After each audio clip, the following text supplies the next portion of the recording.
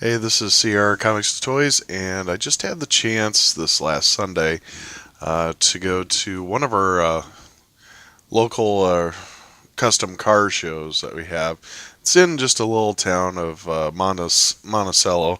The last, I don't know, about 7, 10 years, they've been getting different stars to come in. I think the first people that they got were like from Dukes of Hazzard, Daisy Duke, just all the different characters from that. And lately, I think the one of the more recent ones they got was the Fonz, and this year they had Lou Ferrigno, the Incredible Hulk, which I couldn't pass that up. So I headed out over there and got to meet Lou Ferrigno. Seemed like a nice enough guy. One of the things I thought was kind of funny was that we were talking about him, showing up to this car show in our comics club for CR, and one of the people of the club, I guess they are a Uber driver, and they actually was the Uber driver for Lou Ferrigno being taken to one of the spas. So I thought that was kind of a cool story. He didn't even say. I mean, he was a comic book fan, and he didn't even say anything to Lou Ferrigno. He kept on looking at him, and he kept on thinking, "No, it can't be him. Why the hell would he be in Iowa?" So thought that was kind of funny. But yeah, I'll put up a picture here showing him kind of where he was in the car show. Right by the guy that does balloon animals, and he didn't have much of a line there. The cool thing was is he was giving his autographs for like $20. Did cost you $10 to get in, so all said and done, it would cost you $30 for an autograph, which I didn't think was too bad. Uh, Tried to talk to him a little bit, but he is um, almost deaf, so it is kind of hard to talk to him. There was another guy that was trying to have a conversation with him, and I think he probably reads lips fairly well, but he doesn't catch it all the time. So, but it was nice to meet him, and I think since I went Sunday, I didn't have the best choice of photos that they had there, but I was able to pick up this nice photo that I have here in his green makeup and everything. And yeah, it was a lot of fun. Got to meet him. I was happy to finally get there. The weather here in Iowa has been fairly crappy, and I have to say that I braved sub-zero weather plus 60-mile-an-hour wind. I think it was. It was pretty crazy. I about halfway going to the car show, I was questioning why the hell I was doing this, but anyway, that was pretty cool. Got a nice photograph of Lou Ferrigno that I'm gonna be framing up. And at this point, I guess if you just wanted to see, if you just wanted to hear about Lou Ferrigno and the comic book part of it, you can pretty much go now. Just stop the video. But I did see some stuff at the car show, and I'm not a big car fanatic, but I did see a lot of stuff from my childhood, which I thought was kind of neat. One thing that I saw was the Mystery Machine. Guy has this all decked out, from the Scooby-Doo cartoons from when I was growing up. Inside, he had it all decked out with, Scooby-Doo memorabilia and stuff like that. Pretty cool. Uh, Now looking at the picture, I wish I would have went into the back and got a picture from, shooting from the back there. But oh well.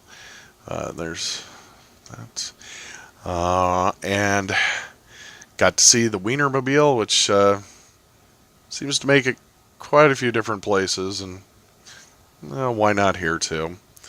Then they did have a um copy or replica or whatever they call cars of Herbie, which when I was a kid, that was one of my favorite shows. I think I can even remember maybe seeing those in the movie theater too, not just on TV on Sundays at the Disney, Disney time.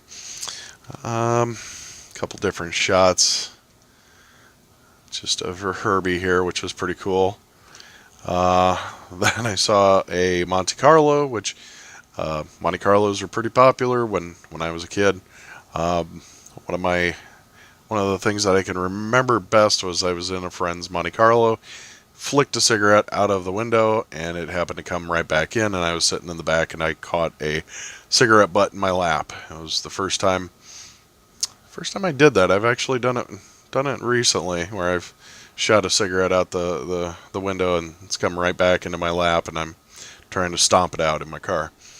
Then, of course, there's a Firebird, and if anybody during that time seen Smokey and the Bandit, everybody wanted to Trans Am Pontiac Firebird. So pretty cool, very nice looking car. And then there was somebody here that had I used to call these the tube cycles. These were kind of one of the more popular mopeds that you'd see in town. All of my friends, we all had mopeds before we had cars and stuff like this. And yeah, a couple of my friends had the Yamaha, tube cycle here. I think I can remember driving one of my friends, and I hit the brakes too hard. And he didn't tell me that he only had front brakes, not back brakes. So when I hit just the front brakes, I actually whipped myself over the handlebars of it. So I kind of remember those mopeds pretty well. This one's in like super great shape. I don't know. That's pretty cool. I wonder if they still ride it around. And then this, I don't know. I don't know if this is just something to the Midwest or if this is in other parts of the United States. The pop shop. This was like some of my favorite pop. Me and my parents would drive to, I think, the edge of Illinois or Wisconsin or somewhere in that area. And they had a pop shop where you would go in there and you would take this crate here and you'd fill it up with like a case worth of glass bottled pop, and you could get like any different flavor you wanted. So I mean, back in the 80s, when this is way before now, where if you go to any frickin' grocery store, you can pick up any flavor of pop you want, diet or not, or any permutation. But back in the 80s, if you wanted to have different flavored pops and stuff, the pop shop was the place to go. And I've been seeing a lot of like the crates and the different, people saving the pop shop bottles, which not sure where everybody is digging these back out, but I thought it was kind of funny to see this as the crate on the back of the moped here. But anyway, that was just kind of a little nostalgic look back. But the main thing was my Lou Ferrigno autograph that I got, which definitely gonna have to get a nice frame for that. Put it up on my wall with all my other comic book stuff. Pretty cool. It's nice to meet him. God, it's his green. He even color his teeth green. God, I never noticed that. Anyway, well, if you like the video, hit like and subscribe. Hit the bell for notifications so you can hear or you can see other videos that might come up. I know this is a little bit different than kind of other videos I did, but I just thought it was kind of cool. So anyway, thanks for watching. Bye.